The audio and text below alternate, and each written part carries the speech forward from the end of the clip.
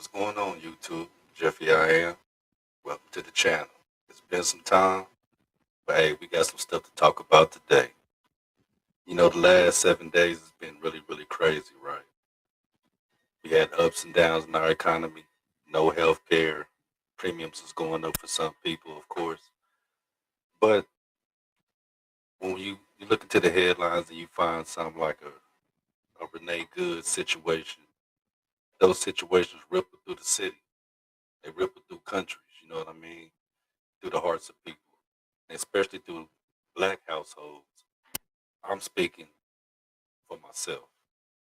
It's a cold reminder that the sanctuary you build, the home you build, the little village you build for as family and things of that nature, it's a cold reminder that outside these walls that people are living by other rules. And the administration, the way they acted from this situation, it's unacceptable. Really, it's the same old dance we hear all the time. You hear words like unfortunate, there's going to be an investigation. That's the big one. Sterile words that don't have any blood on them. If you understand what I'm saying, you know, they say a lot without doing a lot. And let's see what's going on in the world. At a very minimum, that woman was very, very disrespectful to law enforcement.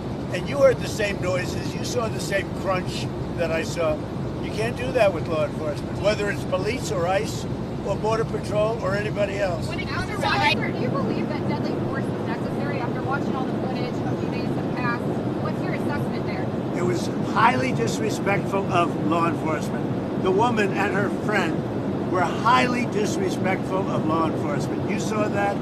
They were harassing, they were following for days and for hours. I think, frankly, they're professional agitators. But just disrespect. And I'd like to find out, and we are going to find out who's paying for it. But just Frankly, they're professional agitators. but just disrespect. And I'd like to find out, and we are going to find out who's paying for it. But just In a position where they have to put up with this stuff. What that woman and what her friend and what their other friends were doing to law enforcement, not just ICE, law enforcement is outrageous.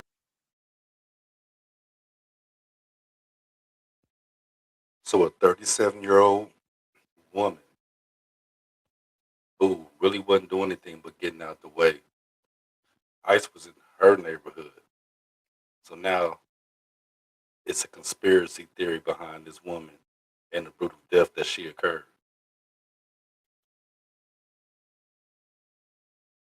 You know, a big topic nowadays is public safety also, right?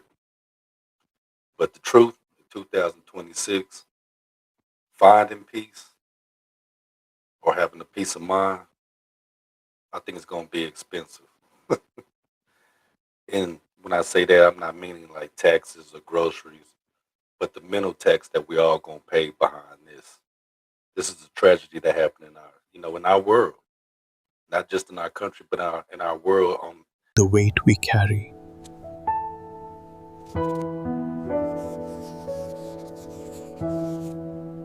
I hate to say it, but white folks, welcome to what we have endured for a long time. And that's no disrespect to anybody. Looking at our children and knowing that the system doesn't protect them, they have to grow up in a system that fails them, a system that doesn't acknowledge their value until they're too late. You know, so I advise you, like, build your circle of protection. In 2026, we have to be our own first responders. We have to be our own advocates. Because right now, the way the world is, the people have the pulse. We're not waiting for permission to be safe. The administration's focusing on the environment instead of really the root of the problem. And we really know what the root of the problem is.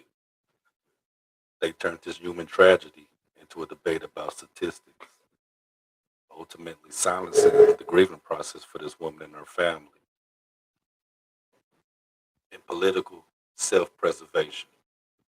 I truly believe that it's no communal healing Nobody's healing. They're just saving themselves. Now, okay, before we get out of here, I do want to be petty for a minute. Yes, I do. And I want to share something that I thought was very interesting. Check me out. Asked about a shooting that we just had in Minneapolis, Minnesota. It was an act of domestic terrorism. What happened was our ICE officers were out in an enforcement action. They got stuck in the snow because of the adverse weather that is in Minneapolis. They were attempting to push out their vehicle, and a woman attacked them and those surrounding them and attempted to run them over and ram them with her vehicle. An officer of ours acted quickly and defensively shot to protect himself and the people around him. And my understanding is that she was hit. Now, okay, I'm gonna give her respect, right? This is Miss Gnome. Let's call her Miss Christy Gnome, right? This is Miss Christy Gnome. Yes, that's her. And this is her too. Wow.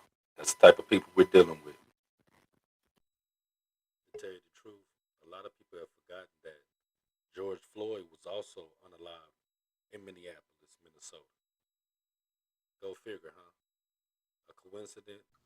That was just something to think about. When the world is going dark, you got to figure out ways to protect yourself and protect your family. Now, with that, be aware, be informed, and please be very safe. In a minute.